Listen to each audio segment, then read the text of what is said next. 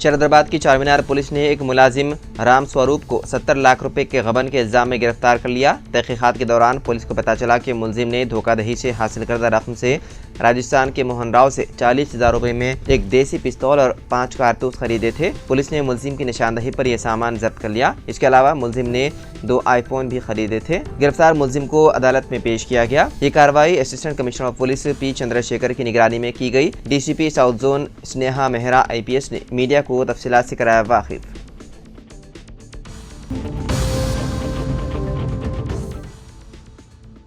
हुकूमतों के जरिए लोगों को मुफ्त में चीज़ें देने के मामले में मुल्क भर में बहस छिड़ी हुई है। ऐसे में इन्फोसिस के शरीक बानी NR नारायण मूर्ति का भी इस सिलसिले में रद्द-ए-अमल सामने आया है। उन्होंने फ्रीबीज यानी कि मुफ्त में चीज़ें देने के रिवाज की सख्त तनकीद की। उन्होंने कहा कि क्या इस तरह से गरीबी दूर होगी? बिल्कुल नहीं, बल्कि रोजगार के मौके तैयार करने से मुल्क में गरीबी दूर होगी। उन्होंने एक तकरीर में कहा कि मुफ्त की चीज़ों से गरीबी दूर नहीं होगी, बल्कि इख्तिराई कारोबारियों के रोजगार तैयार करने से खत्म होगी। उन्होंने कारोबारियों से ज्यादा कंपनियां और कारोबार बनाने पर तवज्जो मरकूज करने की बात कही। उन्होंने कहा कि अगर हम नए नए तरह के कारोबार बनाने में अहल हैं तो गरीबी धूप वाली सुबह में शबनम की तरह गायब हो जाएगी।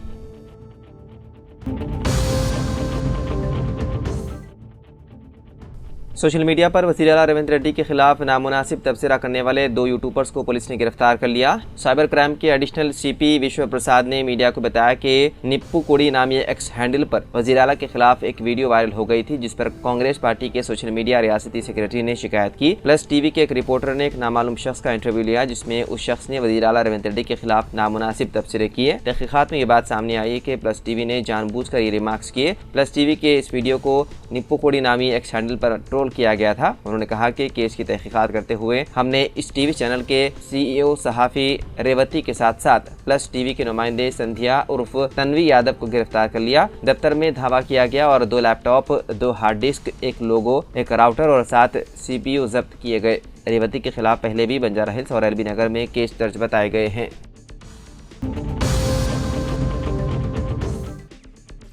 मौलाना आज़ाद नेशनल उर्दू यूनिवर्सिटी के BA B.Ed, BSc B.Ed और BCom B.Ed में दाखिलों के लिए नोटिफिकेशन जारी कर दिया गया। तालीमी साल 2025 और 26 के लिए 4 साला इंटीग्रेटेड टीचर एजुकेशन प्रोग्राम यानी कि ITEP में दाखिले के लिए तलबा का एंट्रेंस इम्तिहान पास करना जरूरी है। ये एंट्रेंस इम्तिहान नेशनल टेस्टिंग एजेंसी की जानिब से मुनक्किद किया जाने वाला है। Professor M. वंजा, डायरेक्टर निजामत दाखिले के मुताबिक मौलाना आज़ाद नेशनल उर्दू यूनिवर्सिटी के उन कोर्सेस में दाखिले के ख्वाहिशमंद सभी तलबा को exams.nta.ac.in/NCET पोर्टल पर अपना रजिस्ट्रेशन करवा कर एंट्रेंस इम्तिहान में शिरकत करना जरूरी है। BA B.Ed, BSc B.Ed और BCom B.Ed कोर्सेज में एंट्रेंस में हासिल करने वाले निशानात की बुनियाद पर दाखिला दिया जाएगा। हर कोर्स के लिए 50 सीटें दस्तयाब हैं।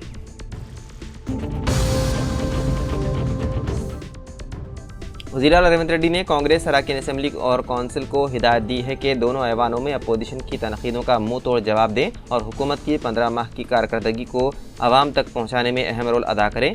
असेंबली के कमेटी हॉल में कांग्रेस लेजिस्लेचर पार्टी का इजलास मुनक़िद हुआ। नायब वज़ीर आला मल्लूपट्टी विक्रमार्का, सदर प्रदेश कांग्रेस महेश कुमार गौड़, रियासती वज़रा और दोनों ऐवानों के कांग्रेसी अरकान ने शिरकत की। वज़ीर आला ने अरकान को असेंबली के बजट इजलास में हुकूमत के एजेंडे से वाकिफ कराया और कहा कि अरकान को ऐवान की कार्रवाई में सरगर्मी के साथ हिस्सा लेना चाहिए।